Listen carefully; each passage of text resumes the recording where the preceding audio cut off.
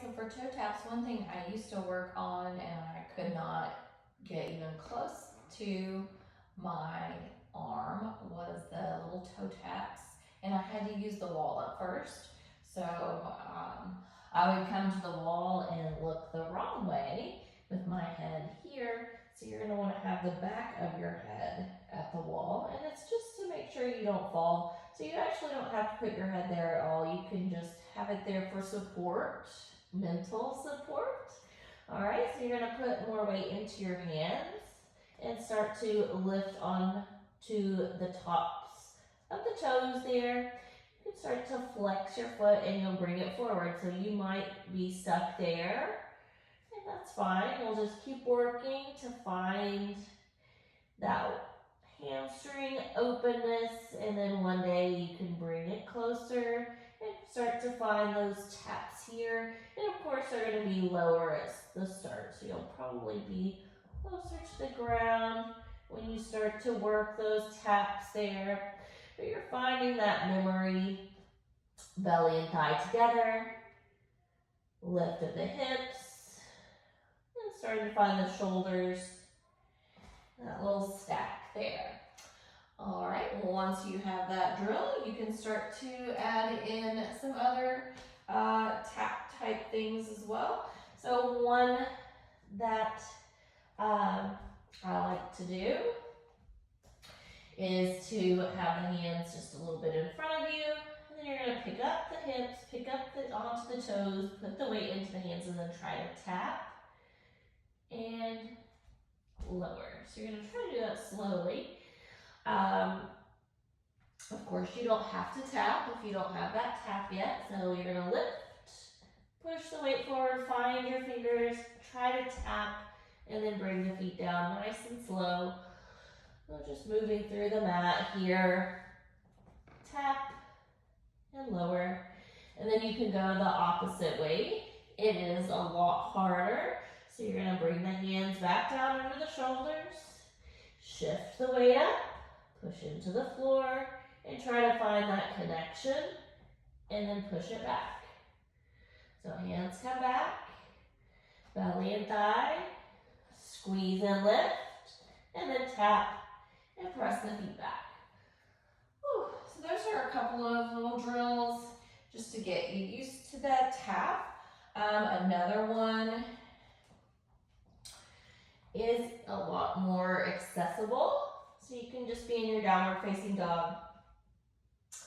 And from here you can lift up the right foot. And we'll start to take the right foot toward the right hand. So again, you may start further away and just work to find your end range here.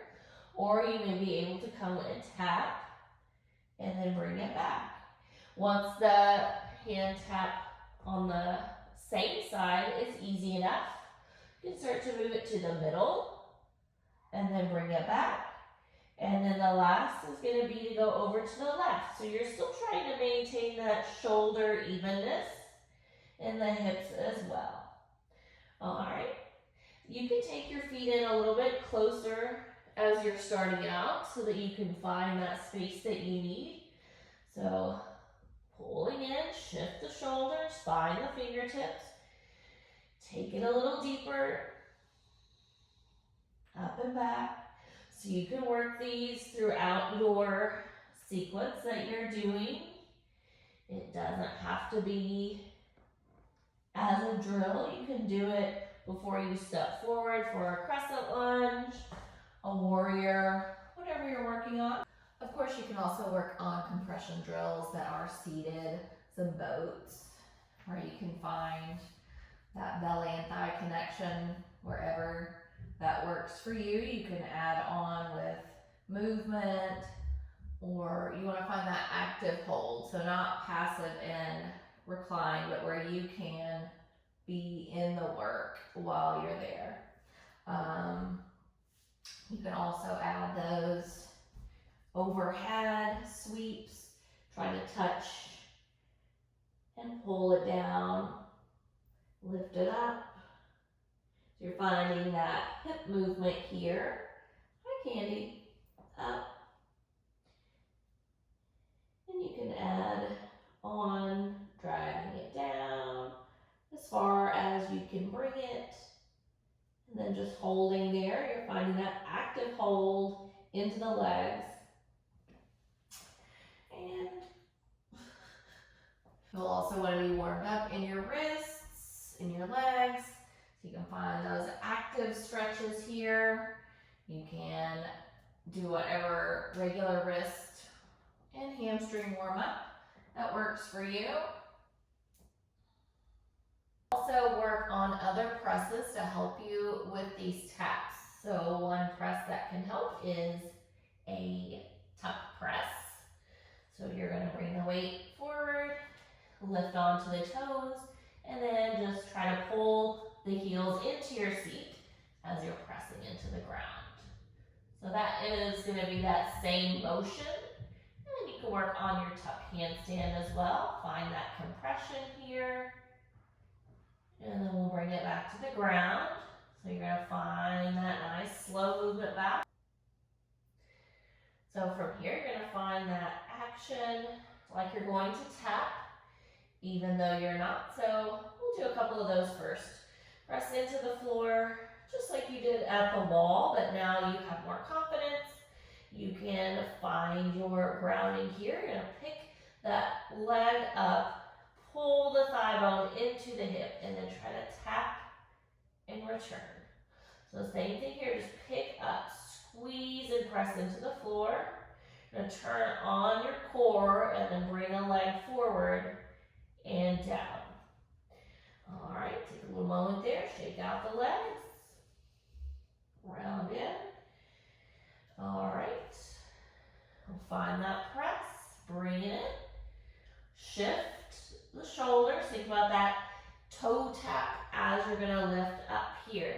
So think that you're tapping, shift, pull the fingers back, and then lift the legs and bring it back down, because it's just not working very well for me right now, but that's all right. That happens sometimes.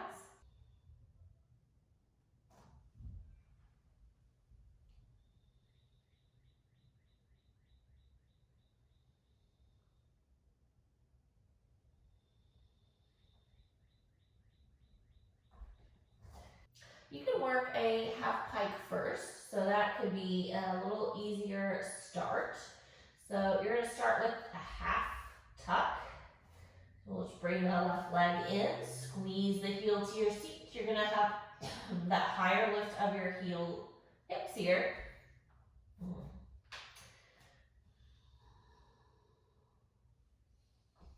All right, now we're going to start with a half pike press. Moving on to a half pike press. Pull the left heel up and then squeeze, find the belly and thigh connection here. That'll lift the hips higher. You're going to try to find that little lift and tap here. So even if you don't press up, you can work on that tap there and then try to tap on the way back down and then bring it to the ground. Hello, kitty. Yep. We're going to take that to the other side. Hello. I love you.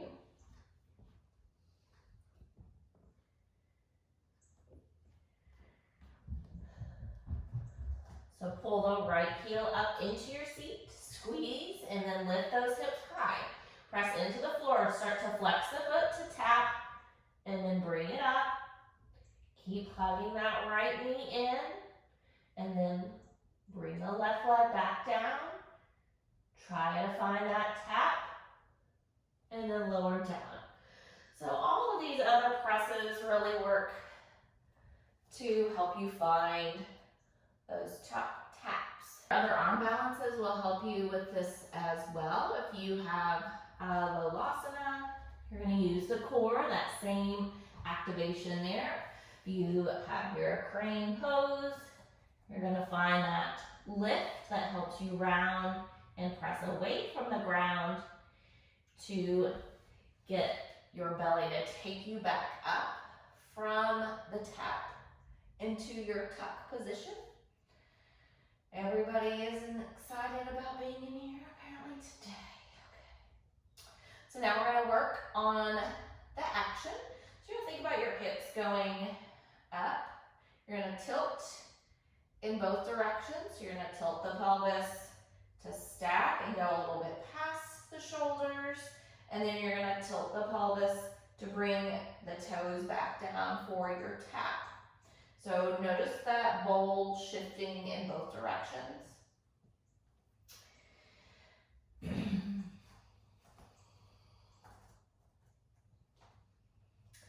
You're gonna move forward. So instead of that single tap, you can first try to just find your toe tap and a hold. So push into the hands, shift the hips, and then bring the toes up and down. So it might be a very short hold, it might be a longer hold. It's gonna depend on how long you've been working on it and your other strength capabilities as well. It's a lot harder to hold than tap and go. So we're gonna find that tap. We'll have our hips lifted high to begin our lift of the heels to seat.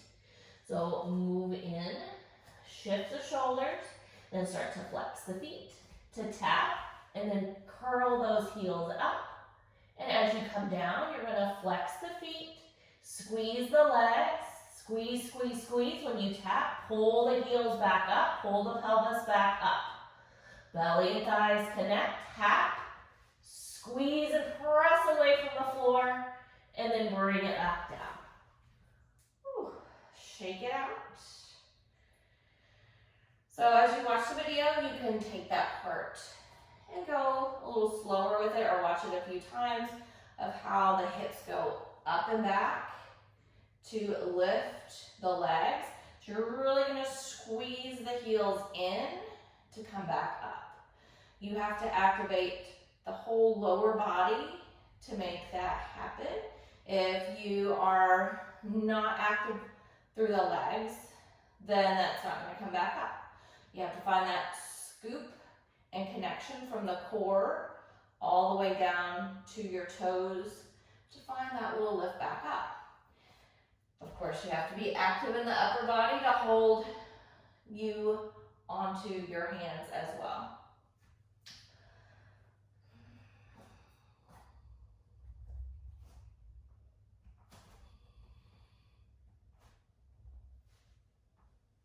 Squeeze, and then active legs, bring it back down, and tap. So one drill that can help with that leg activation there would be one of those wide leg seats here. You'll squeeze the legs where both of them are active. You're not only working one leg in this drill, you're gonna keep them both working. You're gonna turn toward one leg. They're both turned on. You can see that they're not just resting on the floor. Squeeze, and then as you exhale, you're gonna start to pick that foot up, and it might just lift a tad bit, or push in, squeeze and lift. So notice I'm not rounding to find that. After a while, you may be able to do that with no hands, but my shoulders aren't hunching just to find that lift. Sitting up tall, squeezing and pulling up. Use the leg, use the core to lift and lower. So not even moving the leg off the ground is more important than just flailing around and doing some motion that makes your leg come up off the floor. If you're right here and you're working really hard and you are in your good alignment, but your foot is just not leaving the ground, but you can feel a burn in your legs, then you're doing the right motion. It's more work than just flailing your body around and taking whatever happens there. So you can add on to those drills. Hands can come in the middle. You can start to lift both legs as well. So taking whatever works for you, you can bring them in to more of an L-sit prep and work that. And you can take L-sit as well. So you're squeezing again, legs are both turned on, one leg can lift, other leg can lift, both legs can lift. You can take it deeper, lean forward. So again, if the leg doesn't come off the ground, but you can feel that they're working, your quads are starting to burn, then good job. So from here, you're just gonna pick it up. So they're not gonna be able to come up as far. So all of those are gonna work those leg muscles that help you find that tap. If you have any more questions or if you'd like some more drills, I can try to come up with those as well. Thank you. One more way to work those taps is from your down dog, and you're just gonna think, tap my toes to my arms when I jump forward. So if you're jumping for a sun A or a sun B, you can look forward, you'll find that bend of your knees, and then use the hands to stop and lower, and then you'll come up and find your sun A, bring it back down. On the way back, same thing, push into the ground. Now you're gonna think tap and jump. So even if the tap doesn't happen, you just think tap and then take it back. So it could look like that, just a little jump and then take it all the way back. Or you can push into your hands, now find your compression, and then tap and take it back. So you can work those taps in while you're flowing as well. I like fluff. And then, of course, any other similar type press. So your crow press is gonna find that lift of the hips, and on the way back, you're gonna round and use the core to lower into your crow. So find all of that action in the belly to take into your toe taps as well.